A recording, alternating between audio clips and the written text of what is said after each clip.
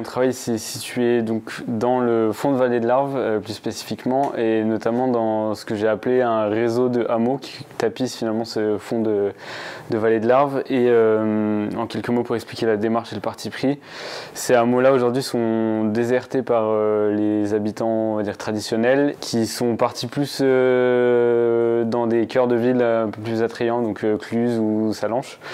Et par contre, on voit à l'arrivée de pas mal d'urbains qui sont des frontaliers et qui, eux, ont un gros pouvoir d'achat et peuvent se permettre de construire des maisons dans ces hameaux-là.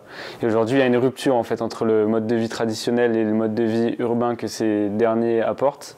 Et du coup, pour redonner un peu plus de cohérence et de structure sociale et interactionnelle dans ce hameau, j'ai réinterprété les communs de hameaux. C'était des édicules architecturaux qui étaient partagés par l'ensemble des habitants du hameau, qui appartenaient finalement à tous ces habitants du hameau. On avait le four communal, la chapelle qui était considérée comme un commun, c'était les gens qui s'en occupaient, et on avait aussi ce qu'on appelle les terrains communaux, et c'était des espaces agricoles qui étaient à l'usage de tous, et on pouvait venir s'y servir, notamment avec des vergers et des productions agricoles. Et du coup, l'idée, c'était de réinterpréter ces communs-là et de les adapter aux usages actuels.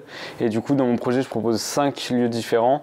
On a les bassins communs qui viennent réinterpréter la rivière et proposer aux habitants de s'y baigner. On a une grenette, donc qui est une halle de marché typique de la Haute-Savoie. On a une sorte de maison des communs, ce que j'ai appelé, c'est une sorte d'auberge qui permettrait de proposer aux habitants des chambres d'amis et dans lesquelles finalement leurs amis pourraient venir s'y loger pendant le séjour qu'ils vont faire dans le hameau. Et après, le dernier projet, on a un espace de production agricole en fait, qui est dédié à l'ensemble des habitants, en lien avec un verger.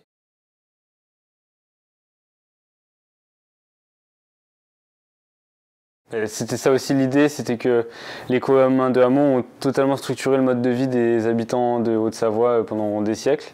Aujourd'hui, on a perdu cette tradition, mais là, ça pourrait être un moyen finalement de réinterpréter cette culture et d'en faire vraiment une identité locale, de dire bah voilà, j'habite en Haute-Savoie et j'ai cette pratique des communs. Et ça marche d'autant plus dans les hameaux où on a une population assez restreinte, ce qui me permet aussi de faire écho au prix que j'ai pu recevoir aujourd'hui et d'avoir finalement cette interaction entre les habitants et leurs ressources directement.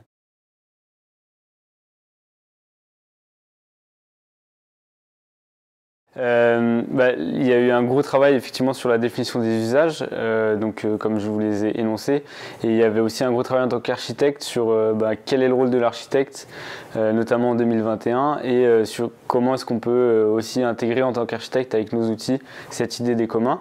Et donc moi je me suis basé sur le choix d'un procédé constructif en bois massif, ce qui permettait finalement de tout le savoir-faire, les ressources matérielles, les ressources immatérielles, donc le savoir-faire, l'artisanat, qui est très spécifique à la région de Haute-Savoie, finalement de la faire revivre et continuer de la faire vivre en proposant finalement des projets uniquement basés en bois massif structurel, quoi.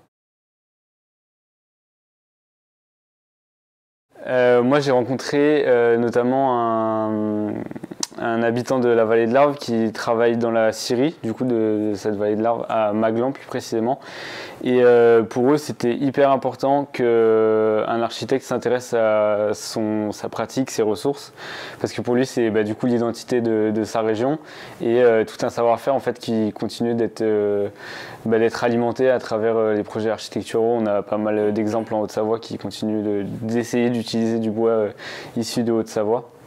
Et donc finalement, voilà, ça donne du travail aux habitants, aux acteurs locaux.